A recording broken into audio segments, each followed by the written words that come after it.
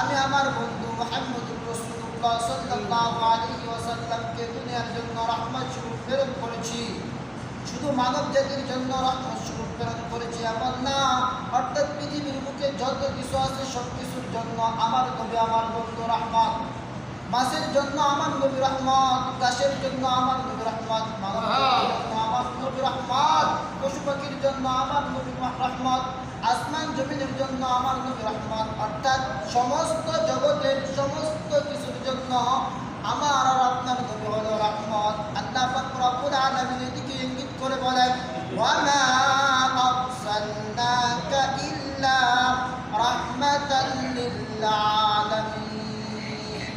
আমি এই দুনিয়াতে আমার বন্ধুকে প্রেরণ করেছি রহমত স্বরূপ। এখন আমার আপনার নবীকে আল্লাহ পাক রব্বুল আলামিন রহমত স্বরূপ প্রেরণ করেছেন। তার মধ্যে কি থাকবে না, কোনো বেজাল থাকবে না, বেজাল মুক্ত নবী।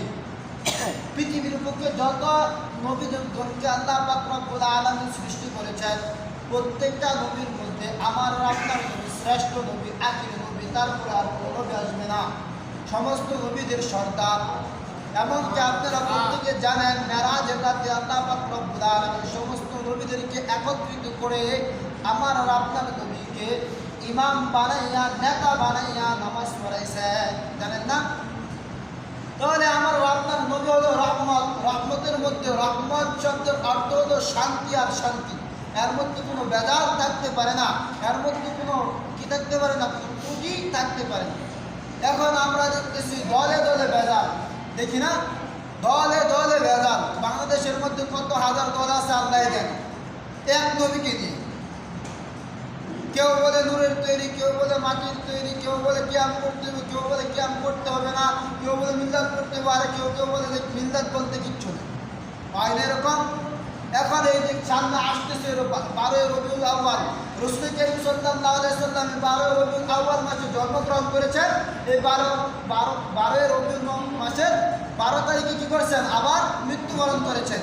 এখন আমার প্রশ্ন হলো, আপনার সন্তান যখন যেদিন জন্মগ্রহণ করে ওই দিনকে আপনি আনন্দ করেন না?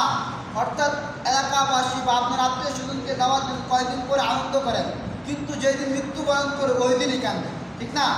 যদি আপনি একটু চিন্তা করেন, তাহলে রাসূল কারীম সাল্লাল্লাহু আলাইহি ওয়াসাল্লাম একই দিনে জন্মগ্রহণ করেছেন, একই দিনে মৃত্যুবরণ করেছেন।